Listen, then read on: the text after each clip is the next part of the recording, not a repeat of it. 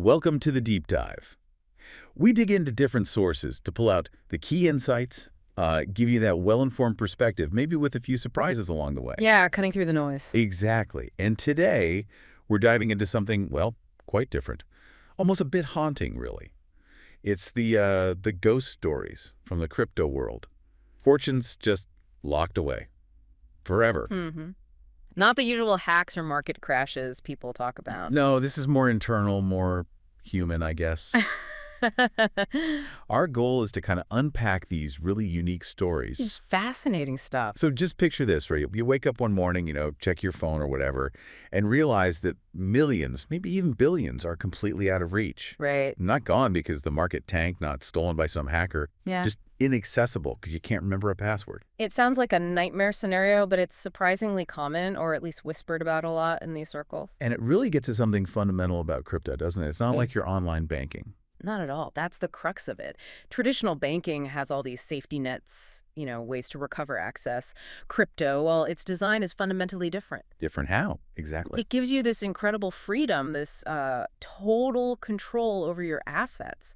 But that same design means loss can be absolutely permanent. It's the flip side of that control. Okay, let's make this concrete. The Stefan Thomas story is probably the most famous one, right? Oh, absolutely. It's the poster child for this kind of situation. So lay it out for us. He had, what, 7,002 Bitcoin? Exactly. 7,002 Bitcoin locked away on a specific type of digital wallet.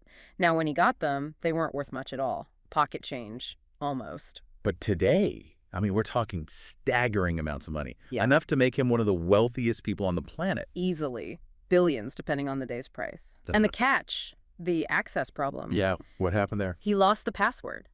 Specifically, the password to his iron key. It's this super secure USB drive that holds the private keys needed to actually move the Bitcoin. And it can't just reset it. Nope. That's the thing with the iron key. 10 wrong password attempts, and the drive encrypts itself permanently, wipes the data, gone forever. How many tries does he have left? Last we heard, just 2. He's used 8 already. Wow. 2 tries left. Can you even imagine living with that? The pressure. It's immense. Every single time he even thinks about trying another password, billions hanging in the balance. It's not just money. It's a completely different life, potentially locked away by a forgotten word. It's mind-boggling. And as you said, while his number is huge, the basic problem isn't unique to him. This happens more often than people might think. Oh, much more. The scale is actually enormous. Some estimates, like from Chainalysis, suggest around 20% of all Bitcoin currently in existence is just lost. 20%. What are we talking in dollar terms? Tens of billions, hundreds of billions sometimes. Depending on the market, yeah. Tens of billions, certainly. Just inaccessible. Yeah. Vanished into the digital ether. It almost makes you want to go rummage through old drawers, check under the sofa cushions for old hard drives, doesn't it? Yeah, you joke, but that brings up how this actually happens. It's not always just forgotten passwords like Stefan's case. Right. What else? Well, there are infamous stories, like the guy in the UK who accidentally threw away a hard drive with, I think, thousands of Bitcoin on it. It's now buried under tons of rubbish in a landfill. He actually tried to get permission to excavate the landfill, didn't he? He did. Still trying, I believe. Then you have people finding old laptops in storage, booting them up, and discovering forgotten wallets with fortunes on them, or, even simpler things. Like what? Like writing down your private keys, that crucial string of characters on a piece of paper, a napkin maybe, and then just losing the paper. Thrown away, used to wipe up coffee. Exactly. It sounds careless, but in the early days, people didn't realize they were potentially holding lottery tickets worth millions. It creates this weird field of, digital archaeology, people literally searching through trash for lost digital treasure. Which really brings us back to that fundamental point you made earlier. Why is this loss so permanent in crypto? Why can't Stefan Thomas just call Bitcoin customer support? Because there is no Bitcoin customer support. That's the whole point. In crypto, particularly with self-custody, you are your own bank. Right. No central authority. Precisely.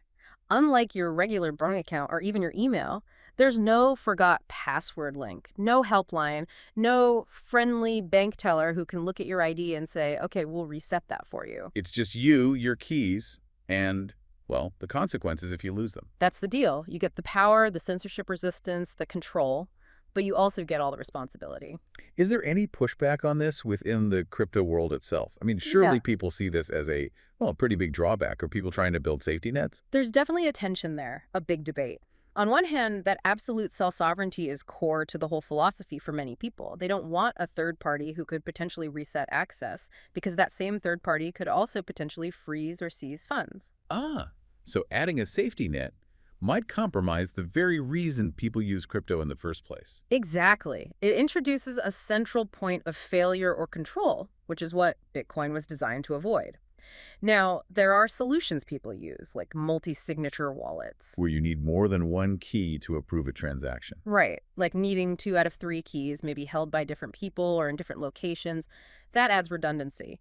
But even then, the ultimate responsibility still lies with the key holders, not some external institution. So it mitigates the risk, but doesn't eliminate that fundamental "you are the bank" aspect. Correct. It just distributes the burden slightly. It shows that gaining that complete control means you also assume the complete risk. So just to be clear, when we talk about these crypto horror stories, we're setting aside the scams, the rug pulls, the exchange hacks.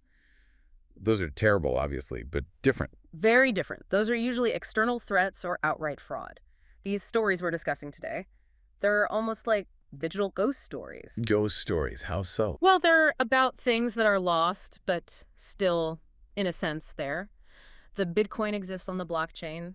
The treasure chest is real. You can see it digitally.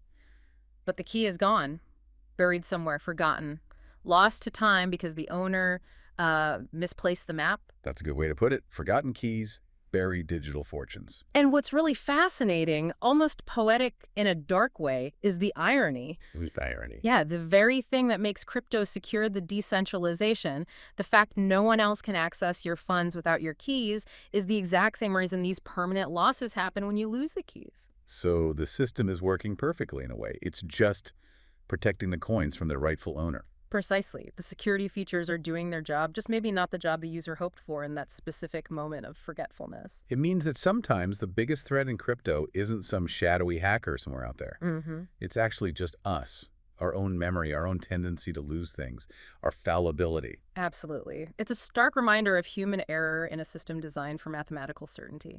Which really leaves you thinking, doesn't it, about what this level of self-sovereignty actually means for us, for our relationship with value, with wealth. Yeah, what does it mean when the safety net we usually rely on, the bank, the institution, the forgot password button is completely gone, when everything depends entirely on your own memory, your diligence, maybe even just the physical safety of an old USB stick or a scrap of paper? It really underscores the power, but also the very real peril of truly being your own bank in this digital age, something to definitely mull over.